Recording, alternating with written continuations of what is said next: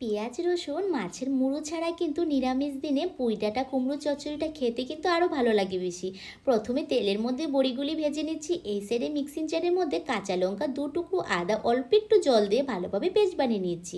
বড়িগুলি ভাজা হয়ে গিয়েছে, তেল থেকে তুলে নিয়েছি। বড়ি ভাজা তেলের মধ্যে আরও 3 চামচ তেল দিয়ে 5 ফোড়ন, একটি শুকনো লঙ্কাকে ভালোভাবে ভেজে নেওয়ার পর আদা কাঁচা লঙ্কার পেস্টটা এর মধ্যে দিয়ে জিরে গুঁড়ো, হলুদ, নুন দিয়ে কিছুক্ষণ মশলাটাকে কষিয়ে নিয়েছি। এইবার পাতা আর ডাঁটিগুলি দিয়ে ভালোভাবে মিশিয়ে ঢাকা দিয়ে রেখে দিয়েছি। যেহেতু পুঁই ডাঁটাগুলি একটু সেদ্ধ হতে সময় লাগে, তার জন্য আগে এটাকে ঢাকা দিয়ে একটু সেদ্ধ করে নিয়েছি। এবার কুমড়োগুলো দিয়ে অল্প একটু চিনি দিয়ে ভালোভাবে মিশিয়ে আরও কিছুক্ষণ ঢাকা দিয়ে নিয়েছি। ঢাকা খুলে কুমড়োগুলো একটু ভেঙে দিচ্ছি, তাহলে খেতে ভালো লাগবে আর সবজিটা একটু মাখো মাখো হবে।